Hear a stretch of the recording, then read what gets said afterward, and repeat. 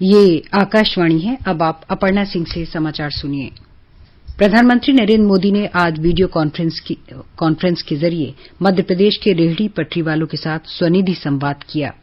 इस अवसर पर प्रधानमंत्री ने रेहड़ी पटरी वालों की वापसी का स्वागत किया। उन्होंने उनके आत्मविश्वास, दृढ़ता और कड़ी मेहनत की प्रशंसा की। उन्होंने कहा कि कोई भी आपदा सबसे पहले गरीबों के काम, भोजन और बचत को प्रभावित करती है।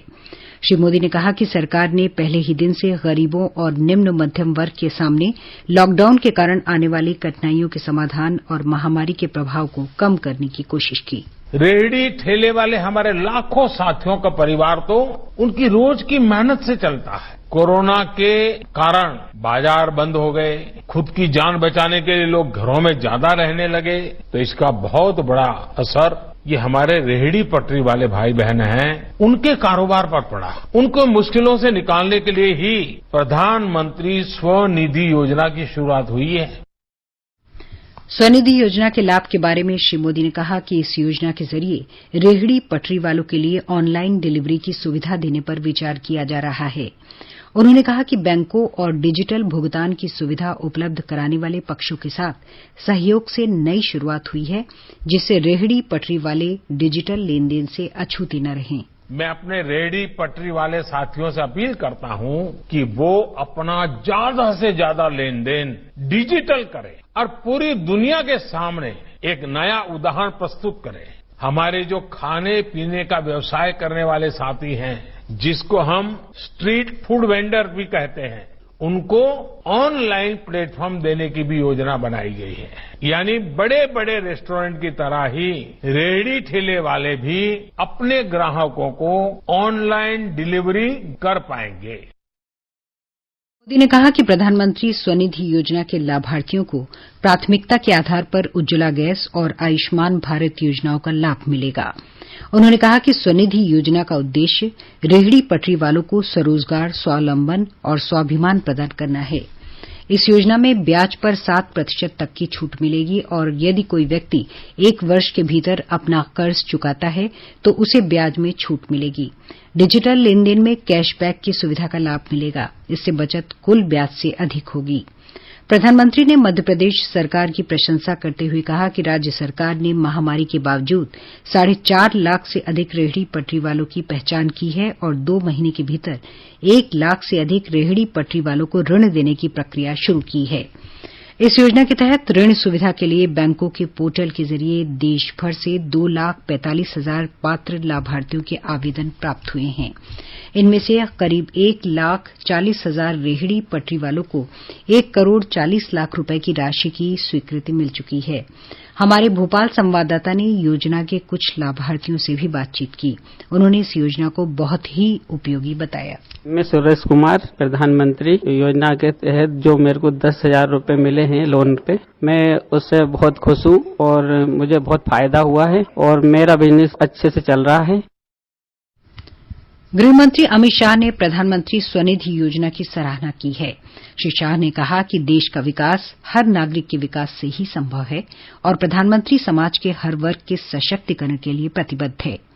उन्होंने कहा कि ये योजना रेहड़ी पटरी वालों को सशक्त बनाने के उद्देश्य से तैयार की गई है, जो प्रधानमंत्री के गरीबों के कल्याण के लिए दूरदर्शी और संवेदनशील प्रयासों का हिस्सा है। गृहमंत्री ने कहा कि कोविड-19 के कठिन समय के दौरान करोड़ों गरीब लोगों को जीविका का असर और रोजगार देने के लिए ये योजना बहुत उपयोगी है।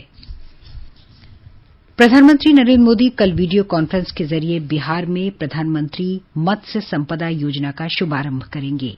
श्री मोदी किसानों के सीधे इस्तेमाल के लिए ई गोपाला ऐप का भी उद्घाटन करेंगे। इस ऐप के जरिए व्यापक नस्ल सुधार कार्यक्रम, सूचना पोर्टल और बाजार की सुविधा की संपूर्ण जानकारी उपलब्ध कराई जाएगी।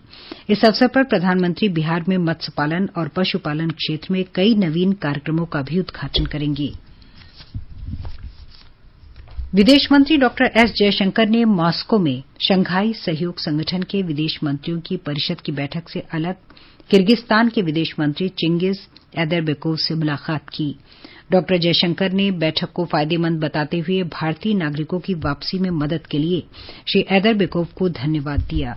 दोनों मंत्रियों ने द्विपक्षीय और क्षेत्रीय महत्व के विषयों पर चर्चा की और आगे भी सभी क्षेत्रों में रणनीतिक भागीदारी को आगे बढ़ाने पर सहमति जताई। ये समाचार आकाशवाणी से प्रसारित किए जा रहे हैं। दिल्ली के मुख्यमंत्री अरविंद केजरीवाल ने आज राज्य के स्वास्थ्य मंत्री सत्येंद्र जैन, वरिष्ठ अधिकारियों और सरकारी अस्पतालों के चिकित्सा अधीक्षकों के साथ राजधानी में कोरोना की स्थिति पर एक समीक्षा बैठक की। बैठक में अस्पतालों में स्वास्थ्य सुविधाएं बढ़ाने के साथ कई अन्य महत्वपूर्ण मुद्दों पर विस्तार से चर्चा हुई। बाद में मुख्यमंत्री ने सभी चिकित्सा अधीक्षकों और अधिकारियों को कोरोना के प्रसार को रोकने के लिए सभी संभव कदम उठाने के निर्देश दिए और इस संबंध में अस्पतालों को सरकार की ओर से पूरा समर्थन देने का आश्वासन भी दिया। दिल्ली में पिछले 24 घंटे के दौरान कोरोना संक्रमण के 4039 नए मरीजों का पता चला। राजधानी में संक्रमित व्यक्तियों की कुल संख्या 2,01,170 से अधिक हो गई है। अब तक 1,72,763 व्यक्ति पूरी तरह स्वस्थ हो चुके हैं। पिछले 24 घंटे में 2,623 रोगी स्वस्थ हुए, जबकि 20 लोगों की मृत्यु हुई है। मृतकों की संख्या 4,638 हो गई। स्वास्थ्य मंत्री ने इस महीने की 21 तारीख से 9वीं से 12वीं कक्षा के स्कूलों को आंशिक रूप से दोबारा खोलने के लिए मानक संचालन प्रक्रिया जारी की है। इन दिशा निर्देशों में विद्यार्थियों के बीच नोटबुक, पेन, पेंसिल, पीने के पानी की बोतलें साझा नहीं करने और असेंबली तथा खेल की मनाही के साथ ही ऑनलाइन सीखने को प्रोत्साहित करने जैसी कुछ महत्वपूर्ण बिंदु शामिल किए गए हैं। इसके अनुसार स्कूल में आने के लिए छात्रों के माता-पिता या अभिभावकों की लिखित सहमति जरूरी होगी। स्कूलों में संक्रमण के खतरे वाले व्यक्तियों में ऑक्सीजन के स्तर की जांच के लिए पल्स ऑक्सीमीटर की भी व्यवस्था होगी।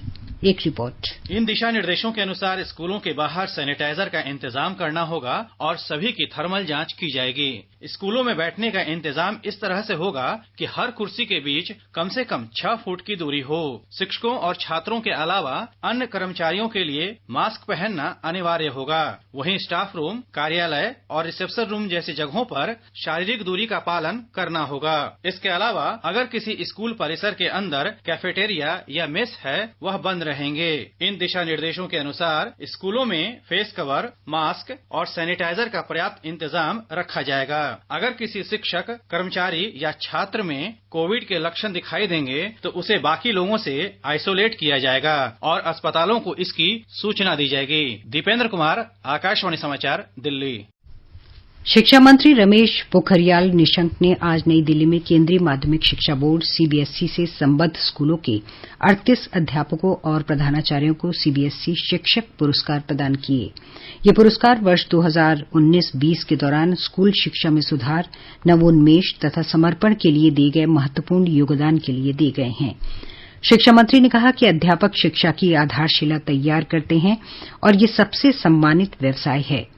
उन्होंने कहा कि इन पुरस्कारों का उद्देश्य देश के कुछ उत्कृष्ट शिक्षकों के अनूठे योगदान को सम्मानित करना है। श्री निशंक ने कहा कि नई शिक्षा नीति में अध्यापकों को शिक्षा व्यवस्था के केंद्र में रखा गया है।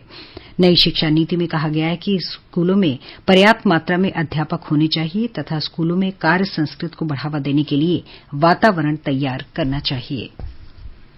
राज्यसभा के सभापति एम वेंकैया नायडू ने सोमवार से शुरू होने वाले संसद के मानसून सत्र के मद्देनजर विशेष प्रबंधों का आज जायजा लिया। श्री नायडू ने सचिवालय के वरिष्ठ अधिकारियों को यह सुनिश्चित करने को कहा कि गृह और स्वास्थ्य मंत्रालय द्वारा जारी किए गए सभी दिशा निर्देशों का पूर्णतः पालन किया जाए। श्रम और रोजगार मंत्री संतोष कुमार गंगवार ने कर्मचारी भविष्य निधि के ट्रस्टियों के केंद्रीय बोर्ड की 227वीं बैठक की आज अध्यक्षता की। कोविड-19 महामारी से उत्पन्न परिस्थितियों को देखते हुए बोर्ड ने ब्याज दर को 8.5% पर ही रखा है। इसमें 8.15% हिस्सा ऋण आय से और शेष 0.35% पूंजी लाभ और अन्य संसाधनों से जुटाया जाएगा। बोर्ड ने कर्मचारियों की जमा से जुड़ी बीमा योजना 1976 में संशोधन को भी स्वीकृति प्रदान की। इससे वर्तमान अधिकतम 6 लाख रुपए के बीमा लाभ को बढ़ाकर 7 लाख कर दिया जाएगा। कर्मचारियों की सेवा के दौरान मृत्यु होने पर इसका लाभ उनके परिजनों को होगा। इसके साथ ही ये समाचार बुलेटिन समाप्त हुआ।